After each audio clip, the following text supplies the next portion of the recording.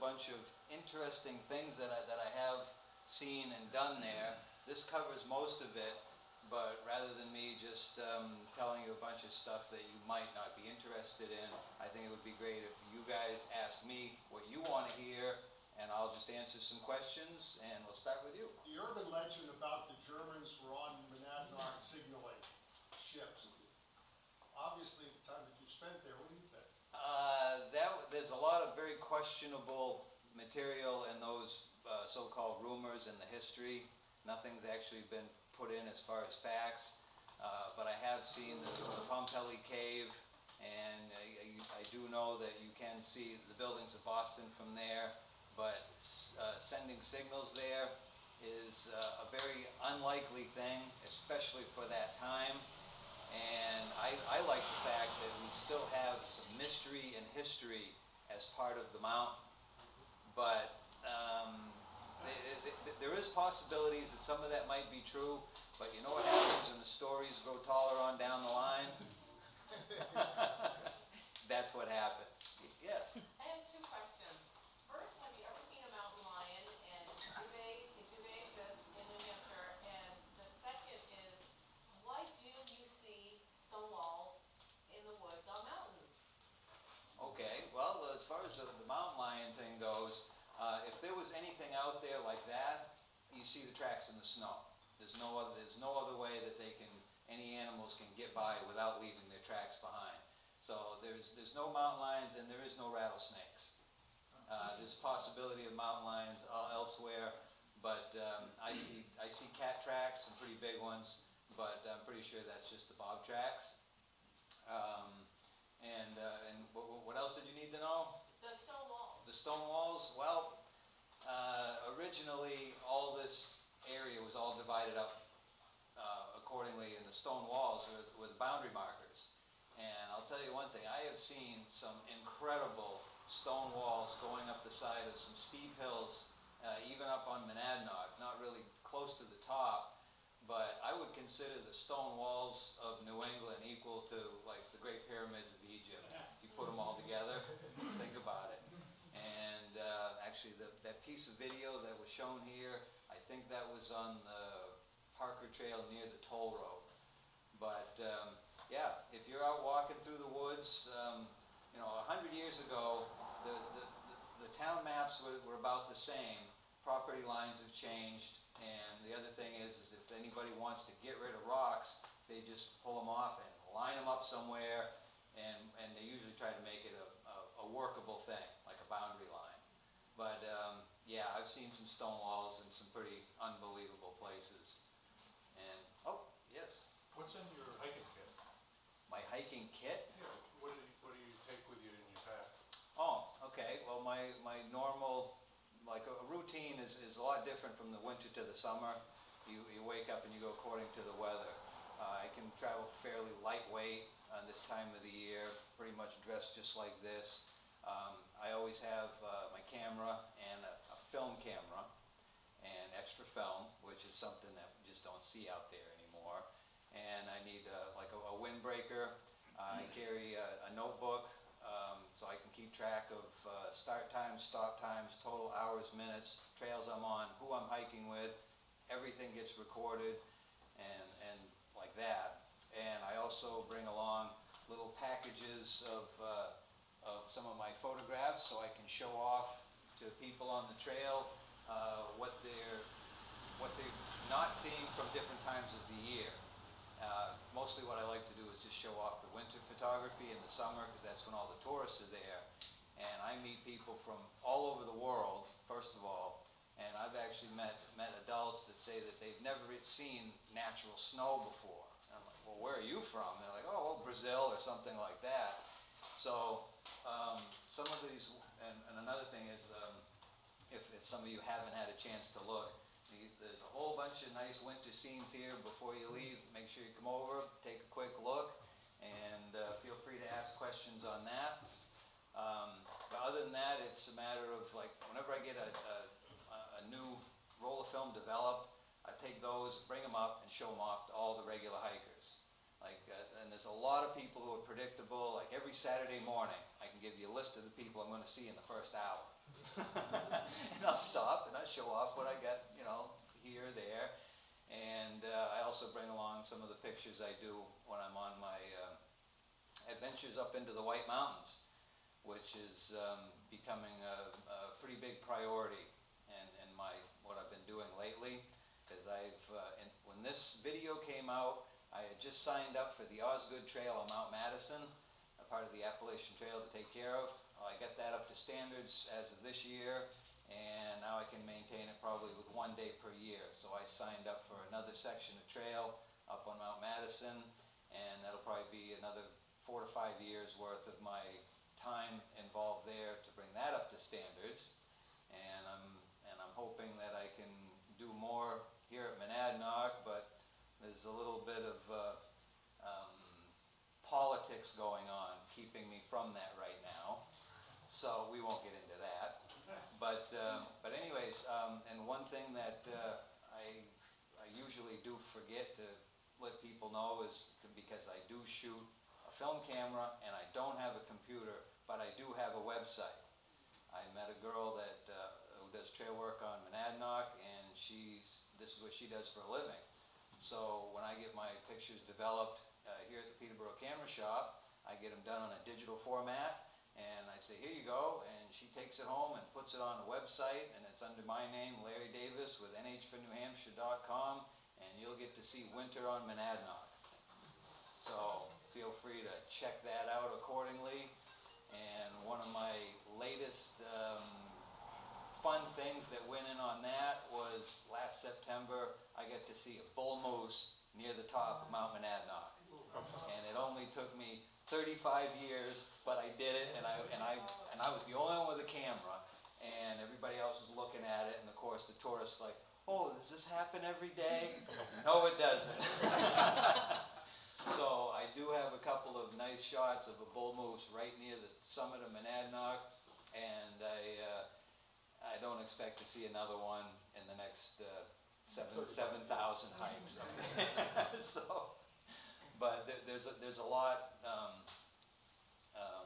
don't know how that moose got there or why he was there, but I wanted to. I'm not shy about it, and I had the camera. I walked up about 100 feet from him. I got a good, he looked right at me, and I got a picture of him with a nice big rack, and then I got a good profile of him leaving, and I was just going to follow him and take pictures, and that thing eluded me, went right through the thickest brush silently, and it was gone. Just like that. But I got him on film. So. Obviously, the tales have grown taller about you as well. But my understanding from the last lore I've heard of your early years, you actually had a day job, and you were climbing it in the morning before you got to work for an extended period of time. Is that right? Over the decades now, I've been in circumstances where, when I first started, I knew that the only things that I really needed to get done before I could attempt 365 days in a row at Monadnock was I had to find a place to live close enough where transportation would not be an issue in blizzard conditions, buy a good set of spikes for my shoes, and that's pretty much what I needed. And actually the second shift job for the winter, because if you work the first shift, you get up in the dark, you come home and it's dark, and I have gone up and done night hikes in the winter, but it takes away from so much of the photography. And right now, one of my biggest motivations is my photography there. I've kind of proven the point that, yeah, I can do it as much as I want, as many days as I want. Unfortunately, the record at 2,850 days ended with pneumonia. And that stopped me for 3 days. And then I went back and did about another 120 days just because I didn't know what else to do. I mean, after 8 years, you're pretty well stuck in a routine. And after I did miss those days, and it only took a couple months, and then I was invited to go to Mount Katahdin, and that was the first time I voluntarily took off, was able-bodied enough to do it and didn't. So I took off and went and did Mount Katahdin, fantastic, I'm glad I went. And then the same guy who I did that with invited me to do the tallest mountain in Spain. It's called Mount Tahid in the Canary Islands. So the tallest peak I've done was 12,200 feet on an active volcano. And now I'm back here in New Hampshire and taking on responsibilities in the White Mountains. And there's so much to do up there, I don't see myself traveling any farther than that to get things done anymore. So, yes. When you normally walk, hike in the morning, or? Yeah, my schedule now is I get up and I'm on the trail either just before the sun comes up or just as it's daylight enough to see. Most of that is beating the heat of the day and beating the crowds. I'd rather be out there on a winter day anytime. This hot, humid weather really gets to me, and the nice, cool, quiet mornings are great. But of course, on a day like this, which is not really that bad out, any time of the day is okay, depending on other circumstances. But I do know that as I try to, if I try to screw up my schedule and say, okay, well, I'll go do the mountain, and then I'll take care of something else afterwards. I get sidetracked, whether it be photography or talking to the general public, see old friends, or just stopping and asking questions like this. There's always people that say, oh, haven't I seen you here before? Or what a coincidence, I saw you here last time. And after they say that about 3 or 4 times, then they realize it's not a coincidence anymore, that they just happen to see me each time. But still getting sidetracked out there. It's early in the morning, I can zip up and zip down. If I got a busy day ahead of me, I can still get it done. But I try not to be rude to people and say, sorry, I gotta run, I can't stop and talk to you right now. Do you have a job? I got a few jobs that I work on. My priority right now is my photography, which is, I'm still trying, and feel free to take a look at everything I've got. But I do projects for the AMC, and I also have a few other things locally that I take care of, some properties and make them look nice, and I've been involved with making views of Mount Monadnock for a few folks in the area, and there's always enough to keep me busy. And yes? Have you done the mountain this morning? No, actually, why, you wanna go? By the time I leave here, it'll only take me about an hour or so to get out on the trail. Like I said, I don't have to really gear up for any harsh weather today, so I can just pretty much go right as I am. Just grab a water bottle, head out, get the camera, and ready to go take care of that. So, if you want, you can still join me. Yes? Another Monadnock rumor is it's the second most climbed mountain in the world, subject only to some mountain in Japan. Right. Well, Is that I've heard a lot of interesting takes on that, and the way I've got that one figured out is, well, first of all, Mount Monadnock's 3,000 feet, Mount Fuji is 12,000 feet, okay? Mount Fuji's a road. And Mount Fuji, I heard, it's got a road on it and whatnot. They do have more visitors to go to their mountain, but only to certain checkpoints.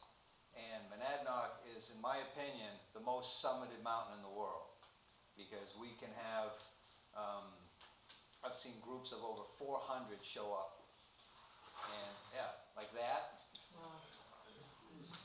That's just one group on Monadnock. There's over 400 people in that one picture. And I have a hard enough time getting 3 or 4 local people to join me on any given weekend. So I don't know how they do it, and I hope they left with as many as they showed up with. But like, some of the school teachers, I said, well, I hope you got everybody, and they say, well, we never lose the ones we want to lose. But I do get to hear some really cool things. And speaking of that, I also write down quotes I hear on the trail, and because for so many years I just let it go, and then according to my notes, like I said, I keep track of my start times, stop times, hours.